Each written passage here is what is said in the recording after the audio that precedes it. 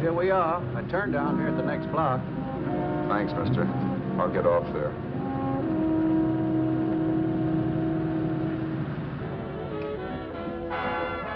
Want anything else?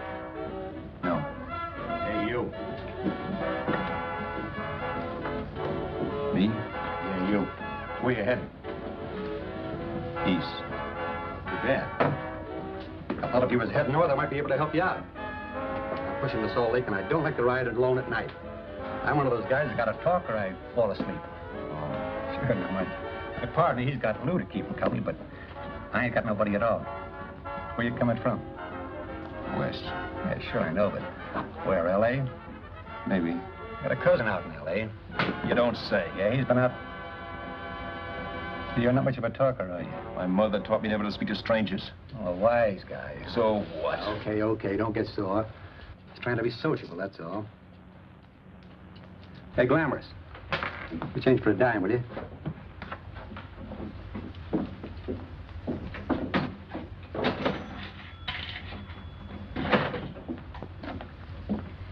Let's have something quieter this time, Joe. My head's splitting. Is that what's wrong with it?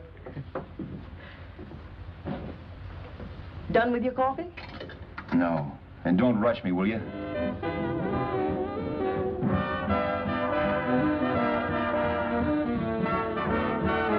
Hey, turn that off. Will you turn that thing off? What's eating you now? Yeah, what's eating you? That music, it stinks. Oh, you don't like it, huh? No, turn it off. Oh, wait a minute, pal. That was my nickel, see? This is a free country. And I play whatever I want to. Sure, and if you don't like it, you don't have to listen to it. And you can leave here anytime you want to. Okay, I'm sorry I asked. First good piece played tonight and you don't like it. Some people just ain't got any good taste.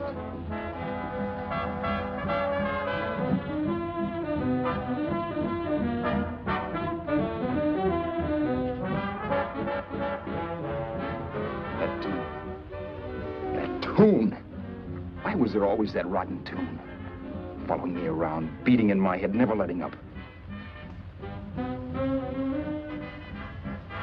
Did you ever want to forget anything? Did you ever want to cut away a piece of your memory or blot it out? You can't, you know. No matter how hard you try. You can change the scenery, but sooner or later you'll get a whiff of perfume, or somebody will say a certain phrase or maybe hum something. Then you're licked again. I can't believe that you're in love with me. I used to love that song once. So did the customers back in the old Break of Dawn Club in New York. I can't remember a night when I didn't get at least 3 requests for it. Sue, she was always selling it too. Those were the days.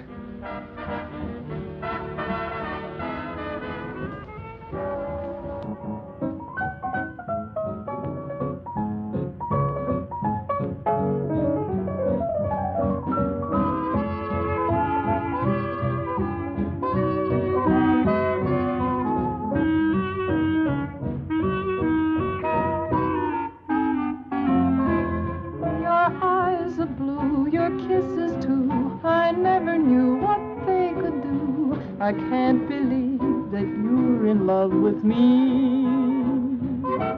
You're telling everyone you know that I'm on your mind each place you go. They can't believe that you're in love with me.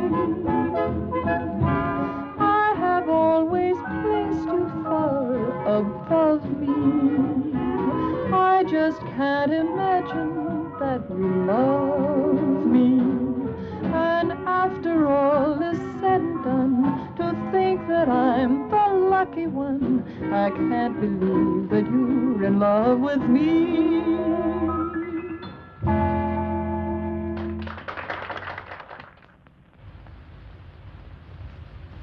It wasn't much of a club, really. You know the kind. A joint where you could have a sandwich and a few drinks and run interference for your girl on the dance floor. I pounded the piano in there every night from 8 until the place closed up, which usually meant 4 in the morning.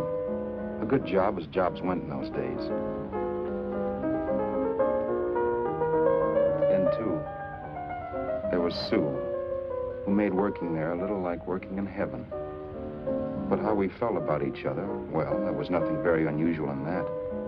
I was an ordinary healthy guy, and she was an ordinary healthy girl, and when you add those two together, you get an ordinary healthy romance, which is the old story. Sure. But somehow, the most wonderful thing in the world.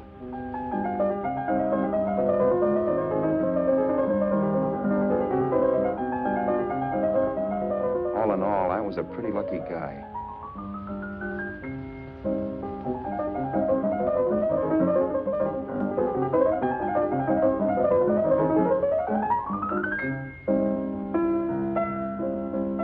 Mr. Paderewski, I presume. It's beautiful. You're going to make Carnegie Hall yet, Al? Yeah, as a janitor. I'll make my debut in the basement. I don't blame you for being bitter, darling, but you mustn't give up hope. Why, someday... Yeah, someday. If I don't get arthritis first. In the meantime, let's blow this trap.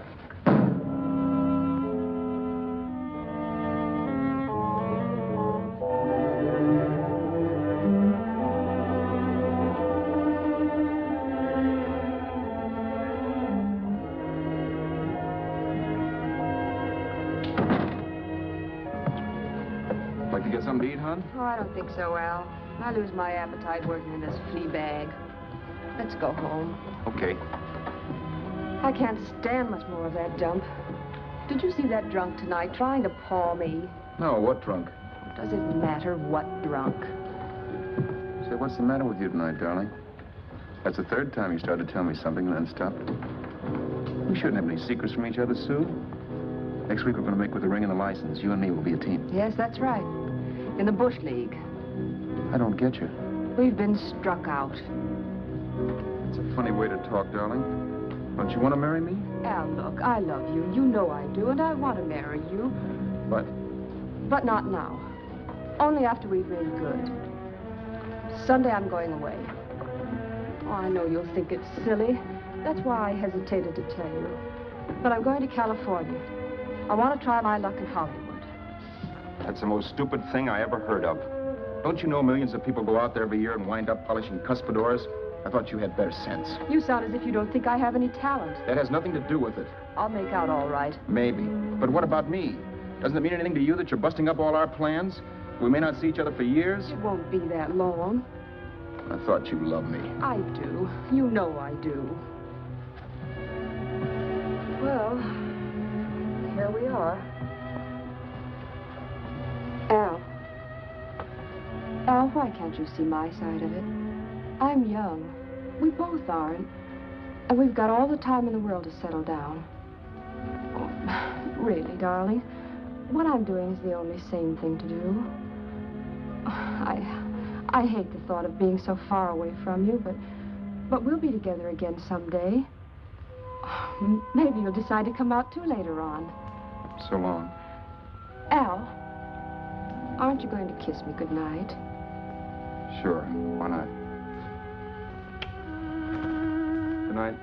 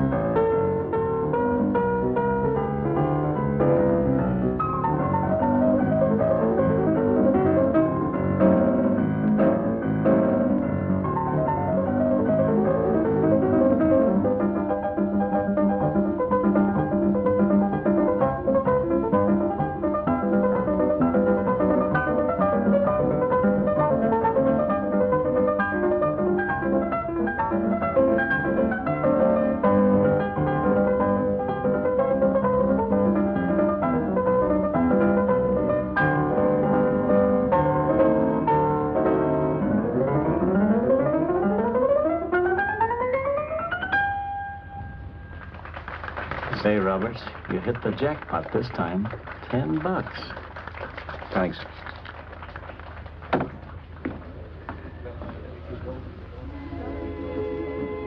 So when this drunk handed me a 10 spot after a request, I couldn't get very excited. What was it, I asked myself? A piece of paper crawling with germs. Couldn't buy anything I wanted. It couldn't... Then I thought of something.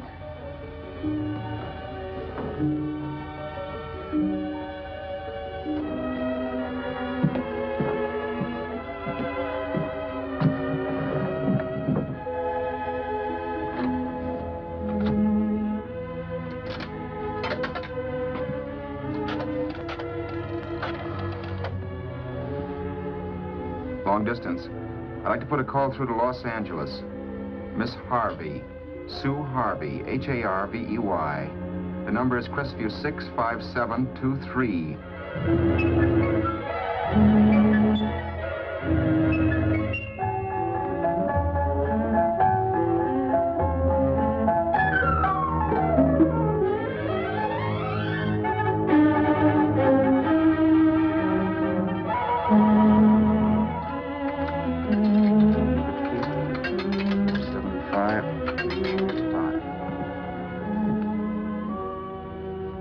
Hello, Sue? This is Al. Oh, baby, it's great to hear from you, too. What's that? You do? Oh, me too, darling. I thought I'd go batty without you. I just had to... Huh? You're working as a hashlinger? Gee, honey, that's tough. Those guys out in Hollywood don't know the real thing when it's right in front of them. You just stick it out, Sue, baby. Keep going around to those casting offices. I'm sure you'll click. Look, I'll tell you what. You stay put out there, I'll come to you. No, don't try to stop me. Just expect me. Train? Who knows? Train, plane, bus, magic carpet. I'll be there if I have to crawl. If I have to travel by pogo stick. And then, let's get married right away, huh? That's the stuff. That's what I've been wanting to hear you say. Well, goodbye for now. I'll be seeing you soon. Yeah. Bye. The only way I could cross country was to thumb rides. For even after hawking everything, I only had enough money to eat. Money. You know what that is. It's the stuff you never have enough of. Little green things with George Washington's picture that men slave for, commit crimes for, die for. It's the stuff that has caused more trouble in the world than anything else we ever invented. Simply because there's too little of it. At least I had too little of it. So it was me for the thumb.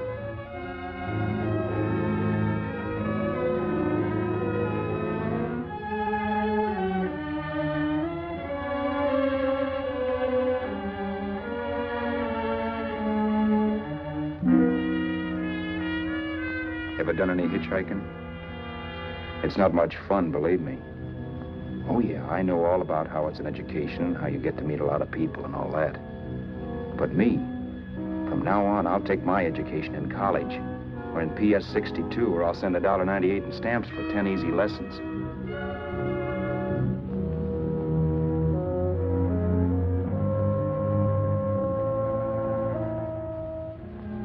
Thumbing rides may save you bus fare, but it's dangerous.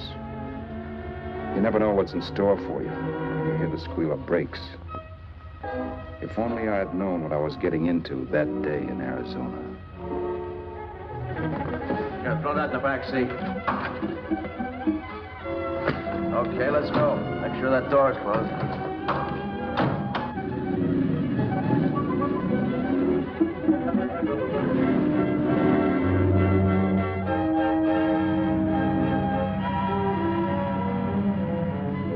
You know, Emily Post ought to write a book of rules for guys thumbing rides. Because as it is now, you never know what's right and what's wrong. We rode along for a little while, neither one of us saying anything. I was glad of that. I never know what to say to strange people driving cars. Then, too, you can never tell if a guy wants to talk. A lot of rides have been cut short because of a big mouth. So I kept my mouth shut until he started opening up. Hand me that little box in the compartment, will you, pal? Hold the wheel, will you?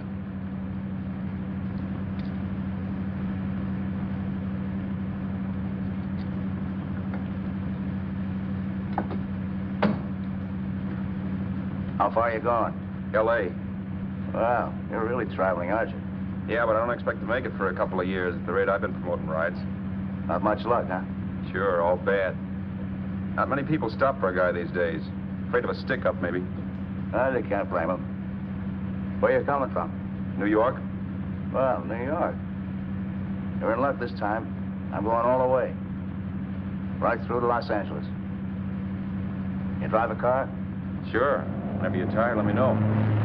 I'll holler. I guess at least an hour passed before I noticed those deep scratches in his right hand. They were wicked. 3 puffy red lines about 1/4 of an inch apart. He must have seen me looking at them because he said, Beauties, aren't they? They're gonna be scars someday. What an animal. whatever it was, it must have been pretty big and vicious to have done that. Right on both counts, New York. I was tussling with the most dangerous animal in the world. A woman. She must have been Tarzan's mate. Looks like you lost the bout. Certainly wasn't a draw. You know, there ought to be a law against dames with claws. Yeah. I tossed her out of the car in her ear. Was I wrong? Give a lift to a tomato, you expect her to be nice, don't you? Yeah. After all, what kind of dame some rides? Sunday school teachers? Yeah. A little witch. She must have thought she was riding with some fall guy. And me, who's been booking horses around racetracks since I was 20. I've known a million dames like her. 2 million. Yeah. Stopped the car, opened the door. Take it on the Arthur Duffy, sister, I told her. That's the stuff. As that was done, huh? But if you want to see a real scar, brother, get a load of this. Wow. I got that one dueling. Dueling? Yeah, we're just kidding, of course. My dad owned a couple of Franco-Prussian sabers. Kept them on the wall for decorations. Well, one day, the kid and I took them down. When the old man wasn't around. Had a duel. He got me in the arm here. Pretty mean cut. Infection set in later. Yeah, I can see that. Now, give me that box again, will you? Yeah.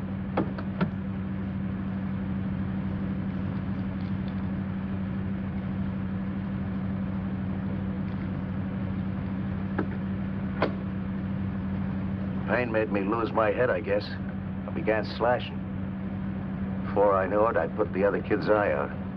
That was tough. Well, it was just an accident, of course. But you know how kids are. I got scared and decided I was going to run away from home. Old man almost caught me when I was packing my duds. The bloody rag I had wrapped around my wrist hadn't caught his attention. You've seen the bundle for sure. But I beat it when he was phoning for a doctor. That was 15, 16 years ago. I haven't been home since. Pull in there for a bite or something, huh? A bite us. Brother, was I hungry. I hadn't had anything in my stomach for hours. Yet even with that gnawing in the pit of my belly, I didn't want to be in too big a rush to put on the feed bag. First, I had to make sure this guy knew the score. If I got him down on me, goodbye ticket to Hollywood. I'll wait out here for you, mister. Well, there's the money. Don't worry about paying for it. This time it's on me. Well, that's what... Haskell, think nothing of it. You make your first million, maybe you can do the same for me. Come on, New York. I gotta make the West Coast by Wednesday. There's a horse running at Santa Anita named Paradiesical. Means to order me if I'm on him. We'll make it all right. He did most of the talking during the half hour we were in the place. I ate. He rambled on about his old man, whom we hadn't heard from since he ran away as a kid. Now he happened to become a bookie. And then all about how he got rooked in Miami. One race, 38 grand. They cleaned out my book. How do you like that? That was tough luck. Yeah, and I'm supposed to be the smart guy. Well, you just wait. I'm going back to Florida next season with all kinds of jack. And you watch those stinkers run for cover. Want anything else? No, thanks. I've had plenty.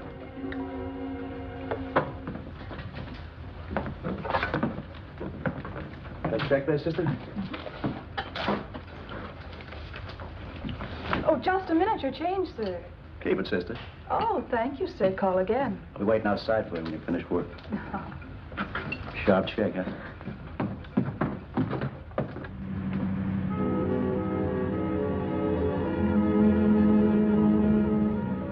that night while Haskell slept like a log. After a while, I began to get sleepy myself. I was happy, though. Soon I'd be with Sue again. The long trip was practically over, and there'd be no more hoofing it down the concrete. I began to think of the future, which couldn't have been brighter if I'd embroidered it with neon lights. It was nice to think of Sue shooting to the top. It's amazing what a full belly can do to your imagination. Your eyes are blue, your kisses too. I never knew what they could do. I can't believe that you're in love with me. You're telling everyone you know I'm on your mind each place you go. I can't believe that you're in love with me.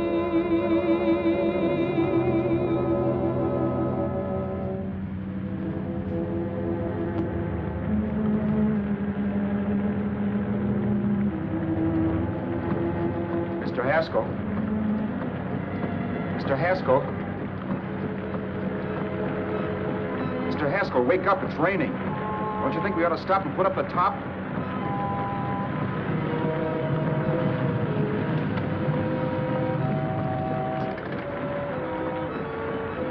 Mr. Haskell, I'm going to put up the top.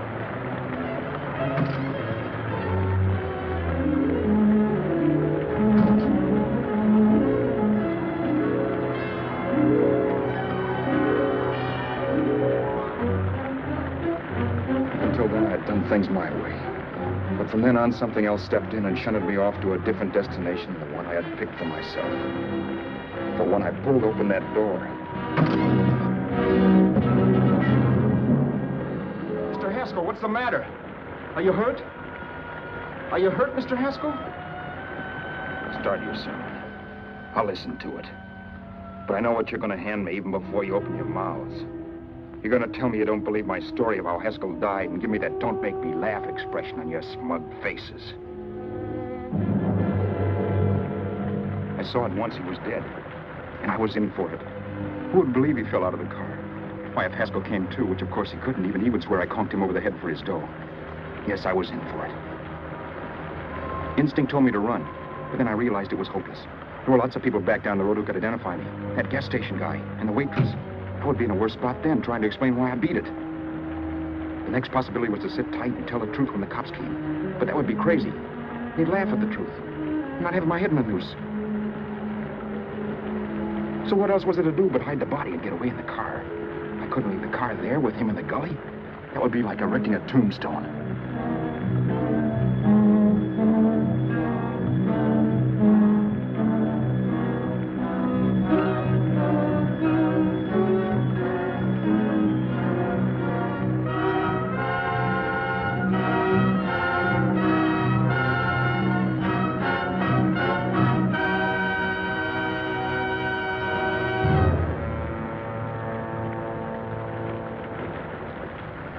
My idea was to cover him with brush, not to rob him. But then I remembered that even if I only drove the car for 100 miles or so, I would need money for gas. Besides, it was stupid of me to leave all that money on a dead man. Not only that, I'd have to take his driver's license in case I was stopped for something.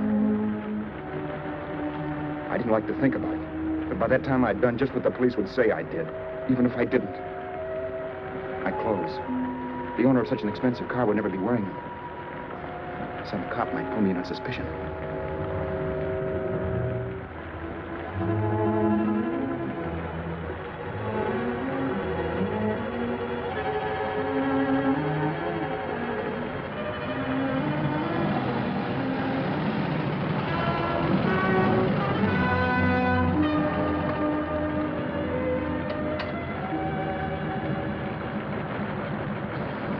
Hey, you, this your car? Don't you know better than to leave a car with the wheels halfway in the middle of the road? That's the way accidents happen. I'm sorry, officer. I was just putting up my top. I didn't think. Well, the next time, think. I'll let you go now, but watch your step in the future. I know that's a lonely stretch, but cars come by here once in a while, and we have plenty of crack ups. Thanks, officer.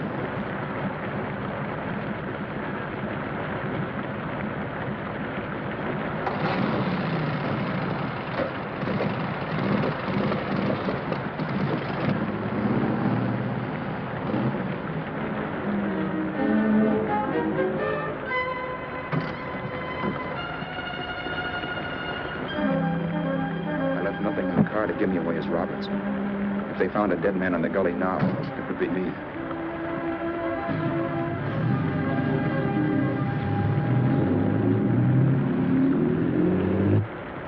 As I drove off, it was still raining, and the drops streaked down the windshield like tears. I kept imagining I was being followed and that I could hear sirens back in the distance. Just how long it took me to cover the 60-odd miles to the California state line, I don't know. I lost all track of time. But the rain had stopped and the sun was up when I pulled up to the inspection station. Hello? Carrying any fruits or vegetables? No. Any livestock or poultry? No. I'd like to see your registration and driver's license, please. Anything in the baggage compartment? Just baggage. Charles Haskell, Jr., age 30, brown eyes, dark hair. Identifying marks, none. Are you Charles Haskell, Jr.? Yes. Well, remember, if you're employed and you stay over 30 days, you take out California plates. All right, officer, but I'll only be in the state a short while. Right, you can go now.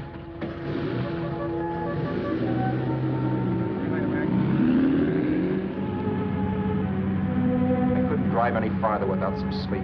Cops or no cops, I knew I had to hit the hay and hit it hard. I was dead tired.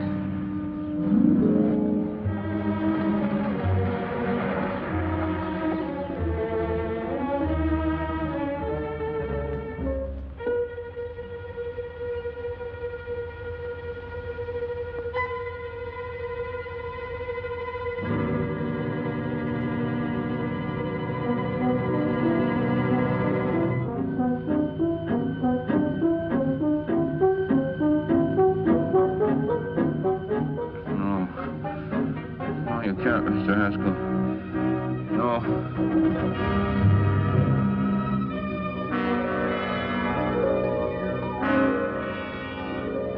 Mr. Haskell, you can't die. I think I did it. No, Mr. Haskell. No. No.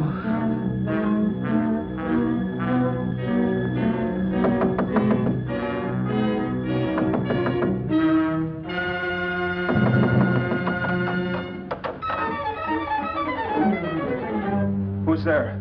It's the maid. Can I come in and clean? Later. In a half hour. All right, sir.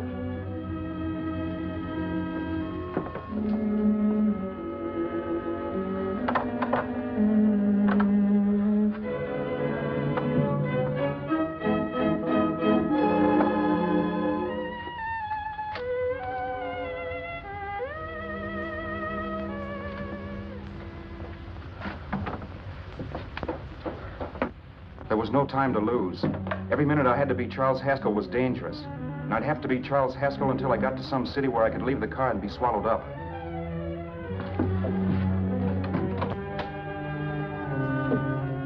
That meant driving the car as far as San Bernardino, maybe even to Los Angeles.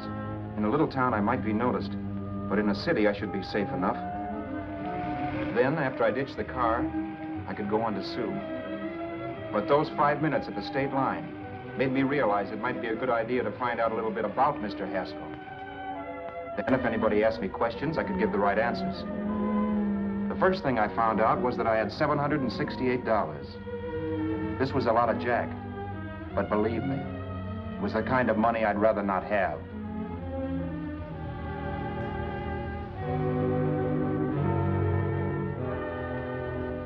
And then I found out from a letter Haskell was carting around in his bag that he wasn't the open-handed, easygoing big shot who went around buying dinners for strange hitchhikers.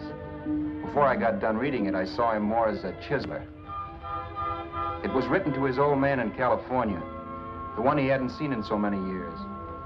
In it, Haskell posed as a salesman of hymnals, of all things. It was easy to see where Haskell expected to raise a new stake for his book in Miami by rooking his old man. That was about all I found out from his effects, and it was enough. I told myself, maybe old man Haskell was lucky his son kicked off. He would never know it, but it saved him from taking a flyer in sacred literature preferred.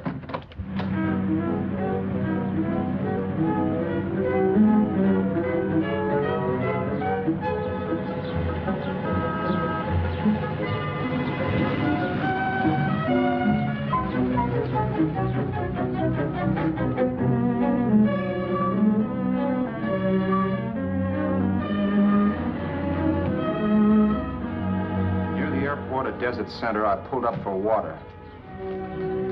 There was a woman. Hey, you! Come on if you want to ride.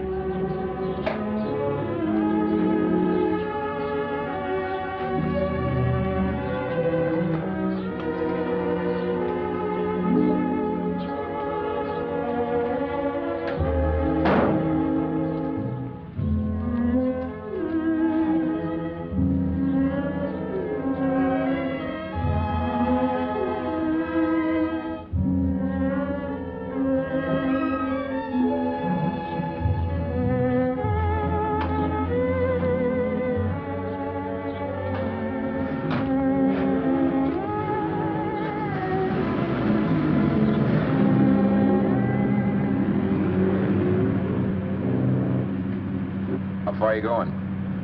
How far are you going? That took me by surprise, and I turned my head to look her over.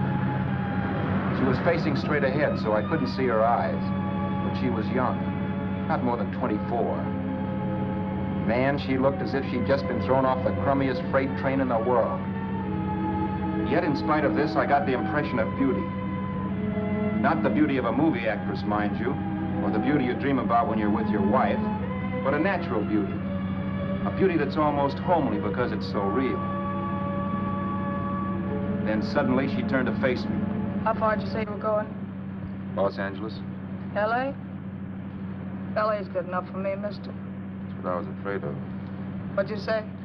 Oh, nothing, just thinking out loud. People get in trouble for doing that. What's your name? You can call me Vera if you like. You live in Los Angeles? No. Where are you coming from? Oh, back there. Needles? No. Oh, sure, Phoenix. You look just like a Phoenix girl.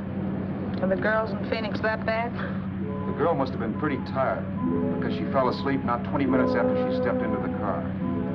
She lay sprawled out with her head resting against the far door, like Haskell. I didn't like that part of it much, but I didn't wake her up. It wasn't that this girl still worried me.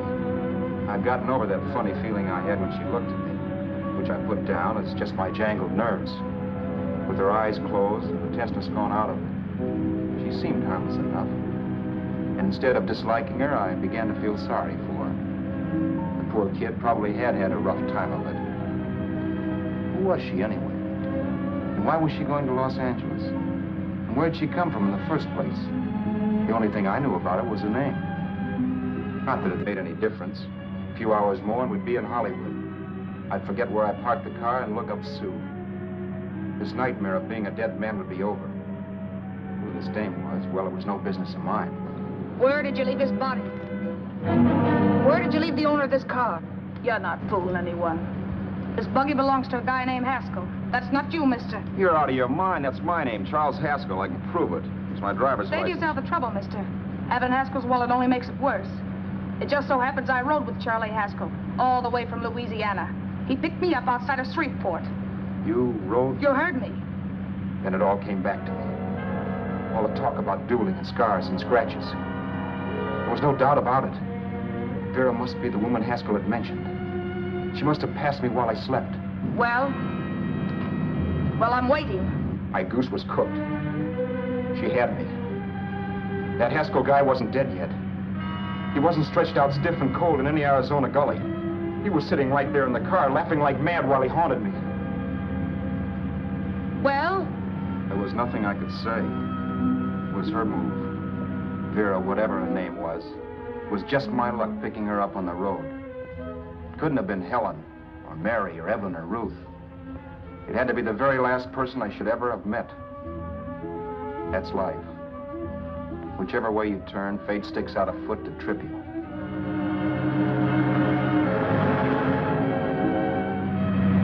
I told her everything everything, but she didn't believe my story.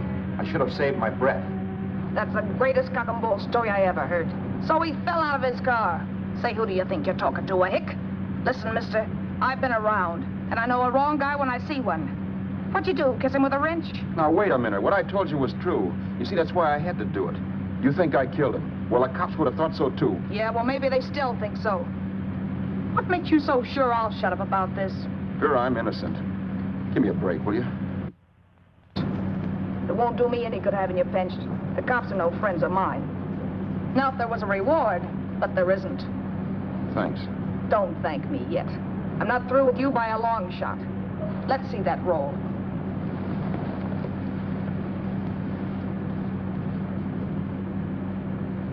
Is that all Haskell had? Isn't it enough? No, I thought he had more. Not that I know of. You can search me if you think I'm holding out on you. Well, maybe I will at that.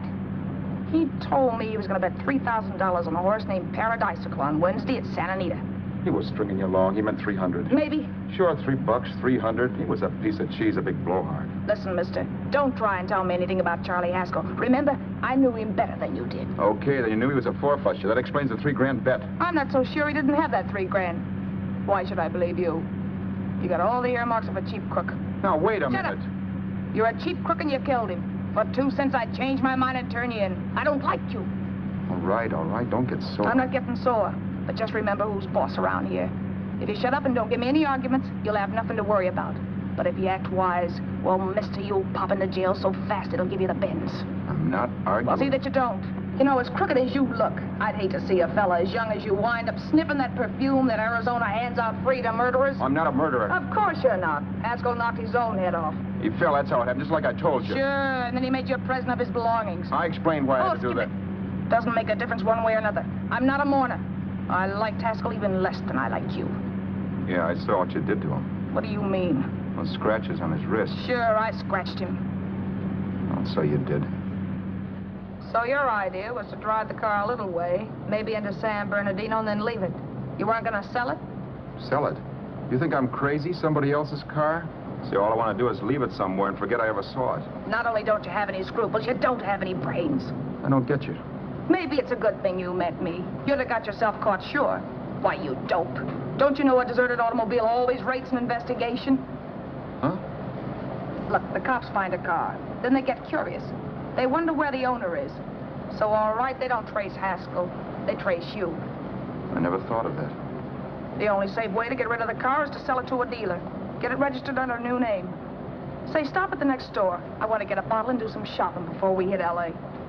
Okay. As soon as we find a place, I'll drop you off and pick you up later. Nothing doing. You're coming in, too. From now on, you and I are like the Siamese twins.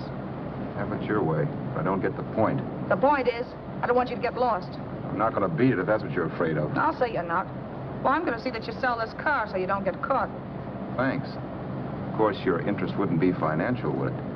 You would want a small percentage of the profits. Well, now that you insist, how can I refuse? 100% will do. Fine. I'm relieved. I thought for a moment you were going to take it all. I don't want to be a hog. A few hours later, we were in Hollywood. I was recognizing places Sue had written about. It struck me that far from being at the end of the trip, there was a greater distance between Sue and me than when I started out. Vera wasn't kidding with that Siamese twins crack. She rented a little apartment as Mrs. Charles Haskell. When I objected to this, she explained that it was on account of the car. A dealer might think something was funny if he called and found we were using different names.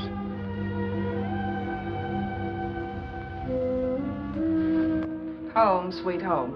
Yeah. Not bad either.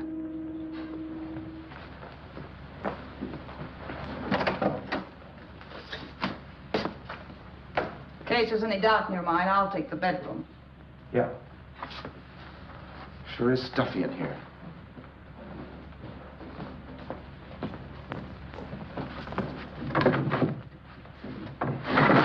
Keep the window shut. Okay. The old crow downstairs said there's a folding bed behind this door.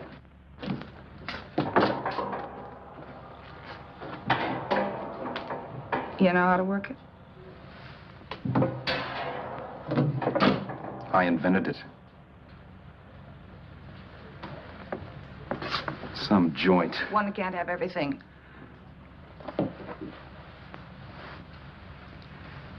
I'm first in the bathtub. I don't know why, but I figured you would be.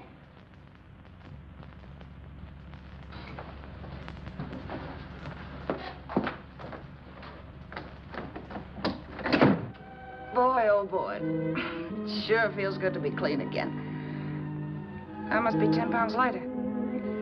You must be. Well, hitching rides isn't exactly the way you keep your schoolgirl complexion. I wish that guy with the sacks would give up. Gets on my nerves. Forget it. Have a drink. Aren't you afraid I might take you up on it? If I didn't want to give you a drink, I wouldn't have offered it. Might be a sorehead, Roberts. You got yourself into this thing. You should be grateful I'm not turning you in. Why, if I wasn't regular, you'd be in the pen this minute, being photographed, fingerprinted, and being pushed around by the cops. So cheer up. Get rid of that long puss. Or is your conscience bothering you?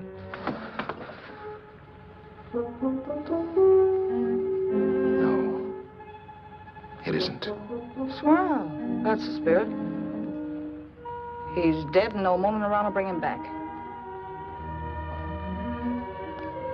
Anyway, I never could understand this worrying about something that's over and done with. Now look, Vera, for the last time I didn't kill him. Haskell was a sick man. Maybe he was dead before he fell out of the car. I don't know. Sure. He died of old age. All right. So if it'll make you sociable, you didn't kill him.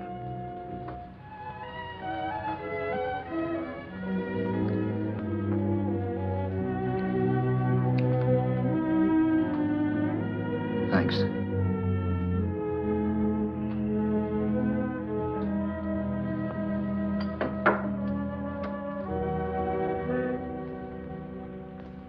We're out of liquor, Roberts. Yeah. Too bad. I felt like getting tight tonight. Well, I think you succeeded.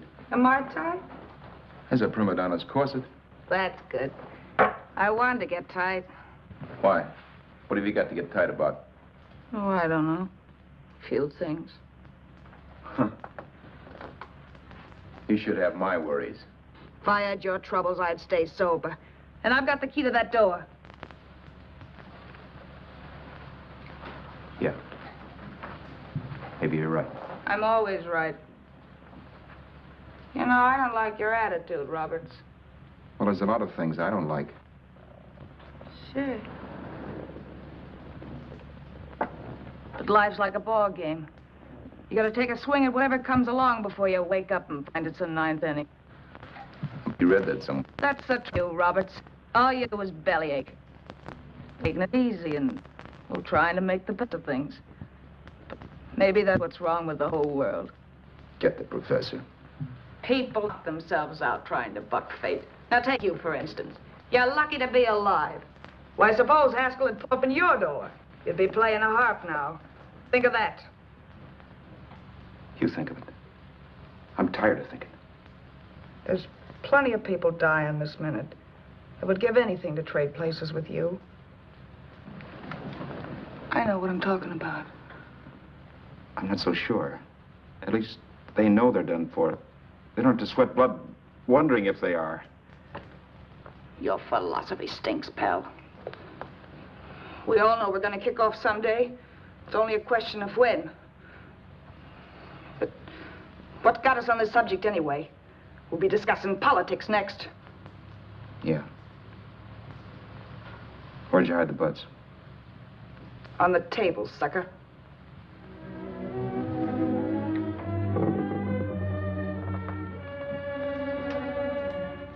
We bored each other with conversation for a couple of hours longer. Every 5 minutes, one of us was wishing we had another bottle or a radio or something to read. Then finally, we ran out of chatter.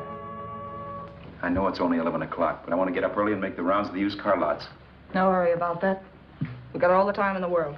Maybe you have, but if you think I want to stay cooped up in this place any longer than I have to, you're batty. It's not a bad place. Pay plenty for diggings like this in New York.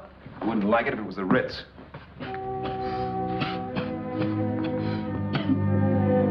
rotten liquor.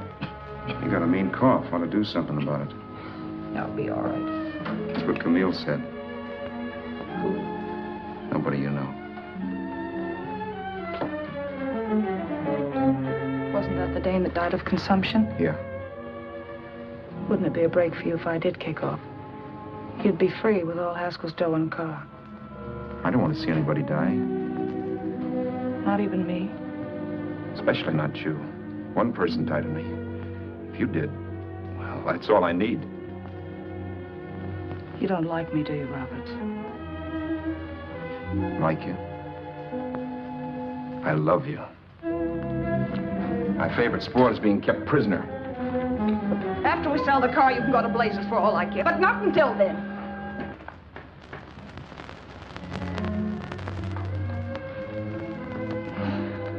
I'm going to bed.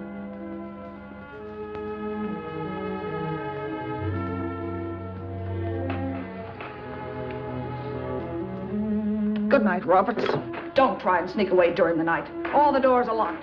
Anyway, if I find you gone in the morning, I'll notify the police. They'll pick you up. Don't worry, I know when I'm in a spot.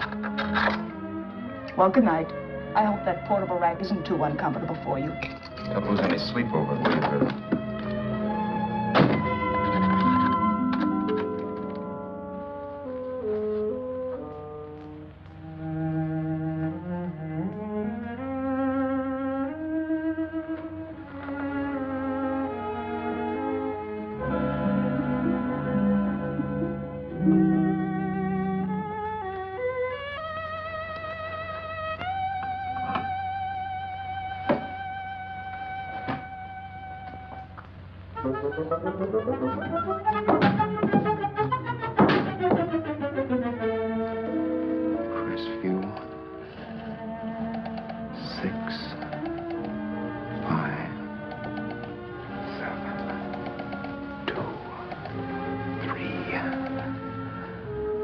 Hello?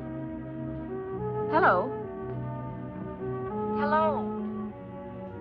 Hello?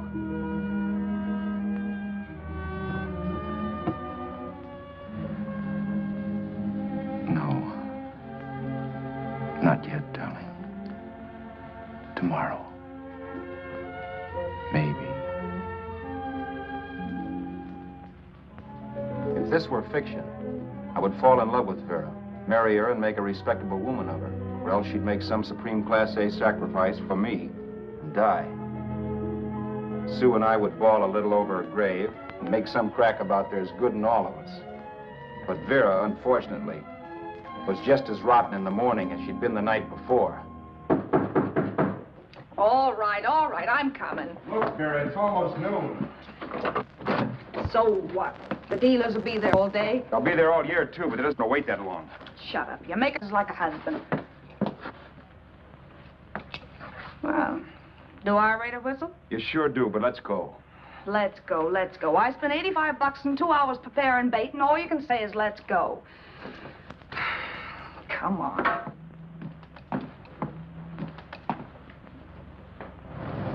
We passed a few used car lots last night down this way. What do you think we can get for this heap? I don't know. Plenty. You let me handle everything. Think we can get $2,000? I don't know, but don't worry. I'll squeeze as much out of this guy as I can. If I let it go cheap without a fight, he might think we've stolen the car. And listen, don't make any slips and call me Roberts. That'll cook us. I don't need you to tell me that. You better just sit by and keep your mouth closed. Remember, we're both in the soup if anything happens. Forget it and drive. You're my wife, Vera Haskell. Look, after the deal's closed, let's go back to that place on Hollywood Boulevard where I saw the fur jacket. I want to buy it. After the deal's closed, I'm saying goodbye to you. That's right, I forgot. I guess I'm getting kind of used to you. Well, that's a habit you could start breaking. Let's try this place in the middle of the block.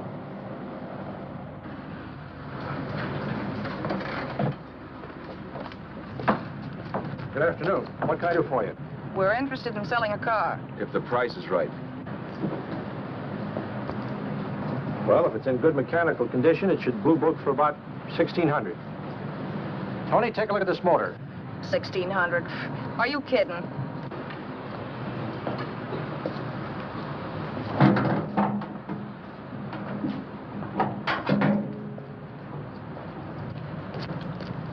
Well, maybe 1850. Before I let it go for 1850, I'll wreck it and collect the insurance first.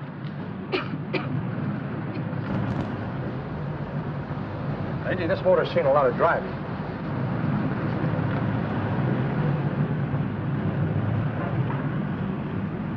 Well, the mechanic inspected the car.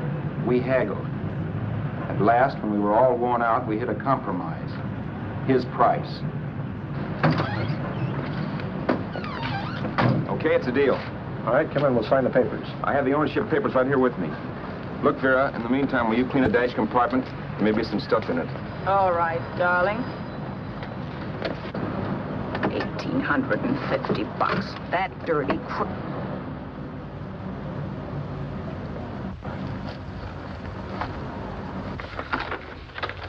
In New York, huh? Yeah. But you bought the car in Miami. Yeah. Well, now let's see about the insurance. We can either have it transferred or canceled. What kind of insurance do you have, Mr. Haskell? Well, aren't all the papers there? I don't see any. Surely you know what type of insurance you carry in the car. The name of the company? Yeah, but, Well, if you'll just tell me the name of the company, I'd be very glad to take care of all the details. well, Did you sign the papers yet? not yet. Well, don't. We're not selling the car. Well, wait a minute, Mrs. Haskell. Come on, darling. What's the matter? You change your mind? Yes, I'm sorry. I guess I have. But, Vera... Let's go.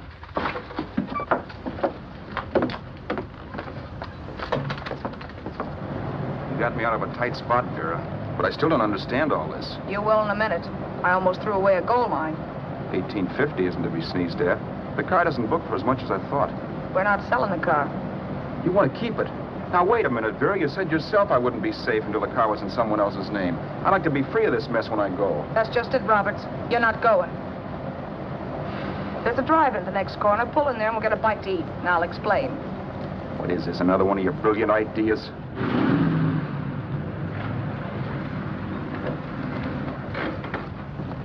Hello, can I take your order? Make mine a ham sandwich and coffee. And for you, sir? Oh, I don't care. The same. Thank you.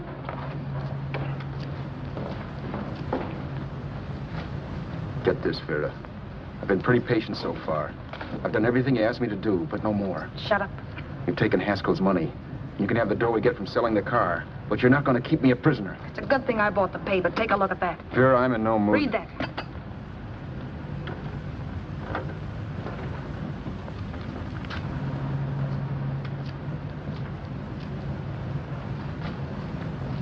No. Yes. No, I won't do it. Yes, you will. You think I'm crazy? It's impossible, I tell you. Excuse me.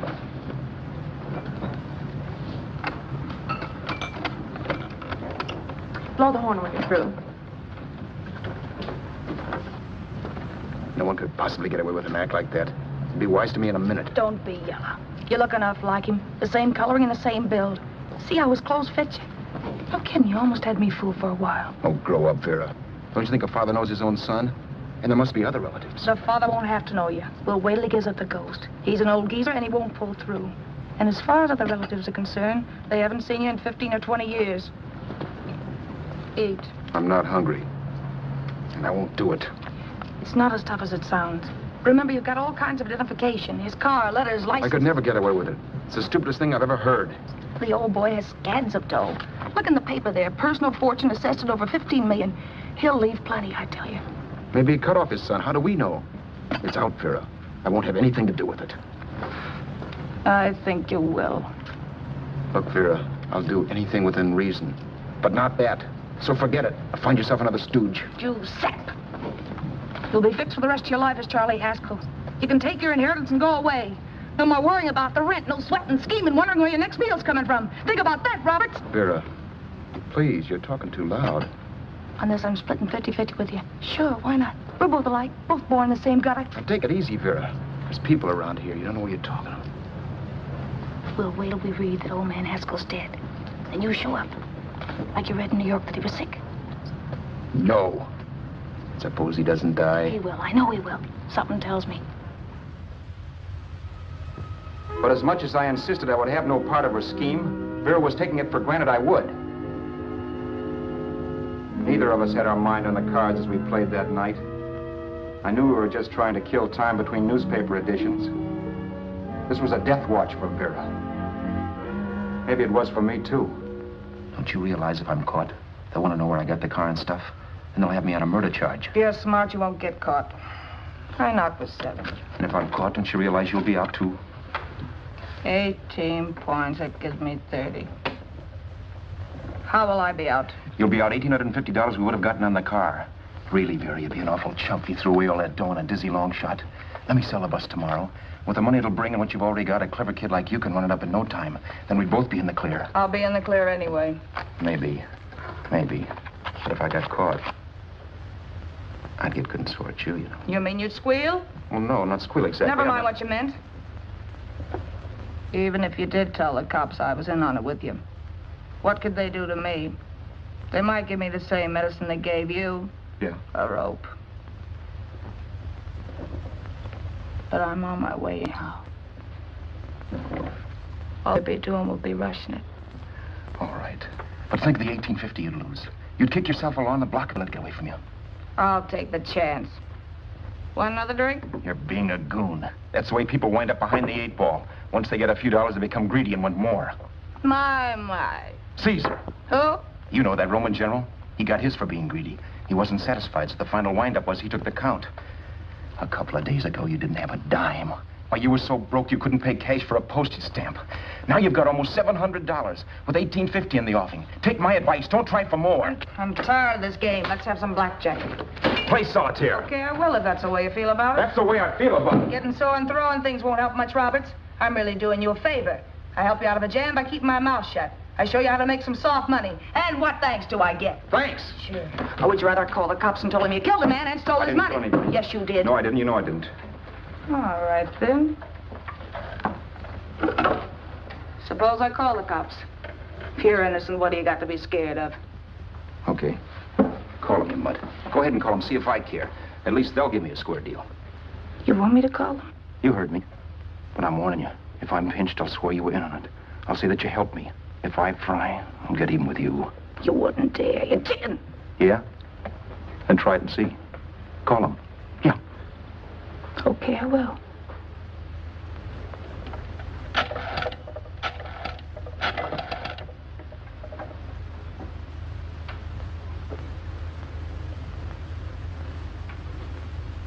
Information? I want the number of the Hollywood police station. Okay, I got it. Thanks. Wait a minute, Vera. You wouldn't do that. Well, wouldn't do that, and I'll show you if I would. Take it easy now. Let's talk this over. This was early in the evening, and the conversation, while hectic, was at least pitched low. But as the minutes passed, and more obstacles to her plan popped into my head, the air got blue. Each word coming from our lips cracked like a whip. I reminded her that as Charles Haskell, I didn't even know my mother's name, where I'd gone to school, the name of my best friend, whether I had an Aunt Emma or not, my religion, and if I'd ever owned a dog. I didn't even know what my middle initial stood for. I also pointed out that the real Haskell had a scar on his forearm. His people never saw that scar. He told me he ran away right after putting out the kid's eye. Yeah, but his father knew he was cut. It'd have to be some kind of a mark. So what? The old man's dead, or will be. I hope by tomorrow morning's papers. Anyway, you could cut yourself a little, couldn't you? Boy, for that kind of dough, I'd let you cut my leg off. You're drunk and you're crazy mad, Vera. Turn me in if you want to, but I won't get mixed up in this. Besides, how do we know Haskell was such a phony? Maybe it wasn't the man's son at all. Maybe he just dreamed it up. Well, dreaming or not, you won't be dreaming when the law taps you on the shoulder. There's a cute little gas chamber waiting for you, Roberts. And I hear extradition to Arizona's a cinch. Where's that phone? Vera! Leave me alone. Vera! Here. I want a phone. Call police. I hate you, yellow stinker. You leave me alone. I'll let you alone when you promise to leave the phone where it is. You're drunk. You don't know what you're doing. You're hurting me. Will you promise? All right.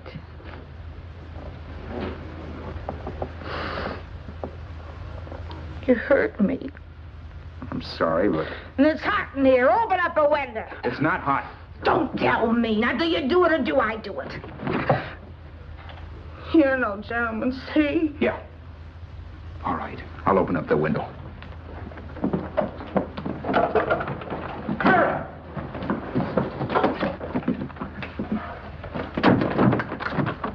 open the door. Please open the door. Vera, open the door. Don't use the phone. Listen to me. I don't like you, Roberts. You're no gentleman, see? You hurt my hand, and I'm going to get even with you. If you don't open the door, I'm going to kick it down, Vera. Vera, don't call the cops. Listen to me. I'll do anything you say. Vera, let me in. I'll break the phone.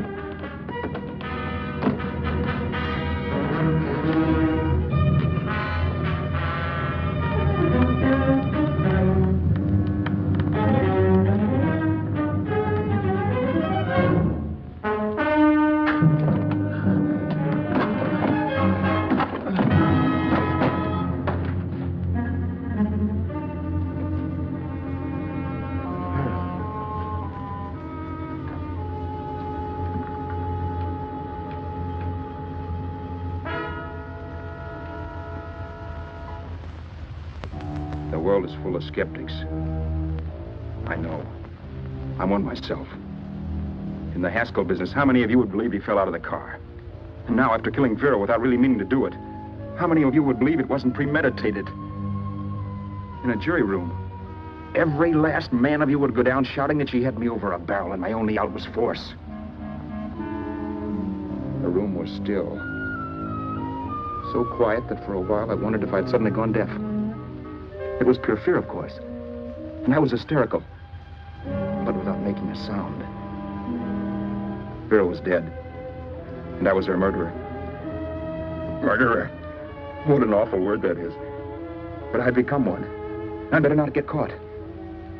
What evidence there was around the place had to be destroyed. And from the looks of things, there was plenty. Looking around the room at things we'd bought was like looking into the faces of 100 people who'd seen us together and who remembered me. This was the kind of testimony I couldn't rub out. No. I could burn clothes and hide bottles for the next 5 years. There'd always be witnesses. The landlady, for one. She could identify me. The car dealer, the waitress in the drive-in, the girl in the dress shop, and that guy in the liquor store. They could all identify me. I was cooked. Done for. I had to get out of there. While once I'd remained beside a dead body, planning carefully how to avoid being accused of killing him, this time I couldn't. This time I was guilty. I knew it. Felt it. I was like a guy suffering from shock. Things were whirling around in my head. I couldn't make myself think right. All I could think of was the guy with the saxophone and what he was playing. It wasn't a love song anymore. It was a dirge.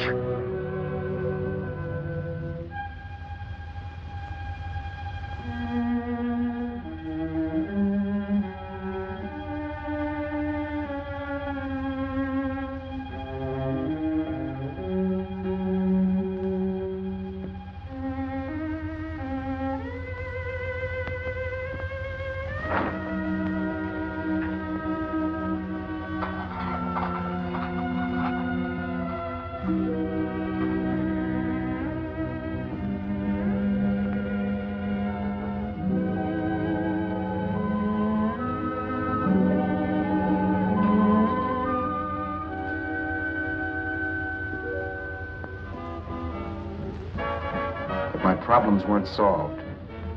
I had to stay away from New York for all time. Because Al Roberts was listed as dead and had to stay dead. And I could never go back to Hollywood. Someone might recognize me as Haskell. Then, too, there was Sue.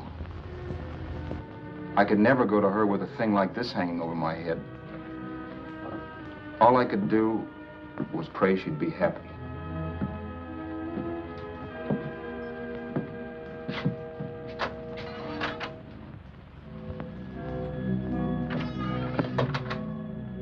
I was in Bakersfield before I read that Vera's body was discovered.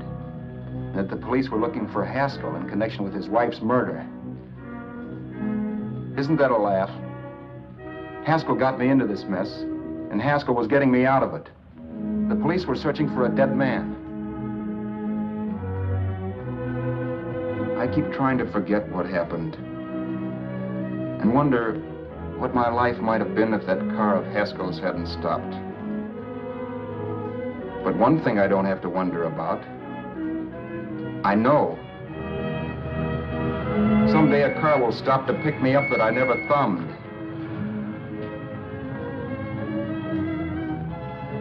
Yes. Fate, or some mysterious force, can put the finger on you or me for no good reason at all.